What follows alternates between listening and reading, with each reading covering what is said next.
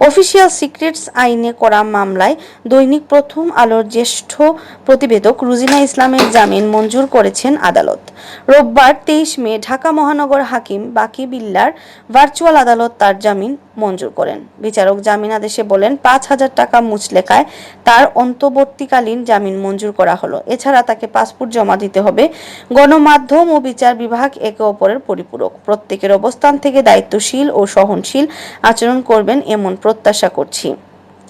এর আগে বৃহস্পতিবার 20 মে ঢাকা মহানগর হাকিম বাকি বিল্লা ভার্চুয়াল আদালতে সাংবাদিক রুজিনার জামিন শুনানি অনুষ্ঠিত হয়।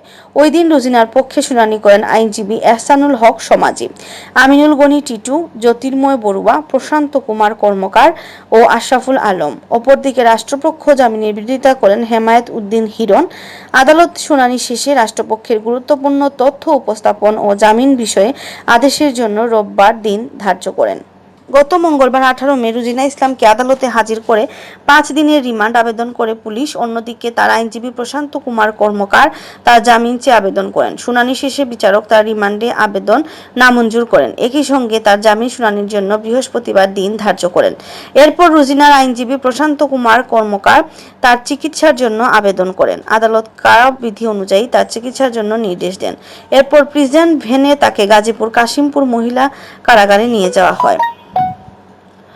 রুজিনা ইসলামের বিরুদ্ধে সোমবার 17 মে রাতে শাহবাগ থানায় মামলা করা হয়। স্বাস্থ্য মন্ত্রণালয়ের অভিযোগের ভিত্তিতে মামলাটি করেন স্বাস্থ্যসেবা বিভাগের উপসচিব ডাক্তার মোহাম্মদ শিব্বির আহমেদ উসমানী। সচিবালয়ে দীর্ঘক্ষণ আটকে রাখার পর সোমবার 17 মে রাত 9টার দিকে সাংবাদিক রুজিনা ইসলামকে শাহবাগ থানায় আনা হয়। তার বিরুদ্ধে অনুমতি ছাড়া মোবাইল ফোনে সরকারি গুরুত্বপূর্ণ নথির ছবি তোলা এবং আরও কিছু নথি লুকিয়ে রাখার অভিযোগ এনেছে মন্ত্রণালয়।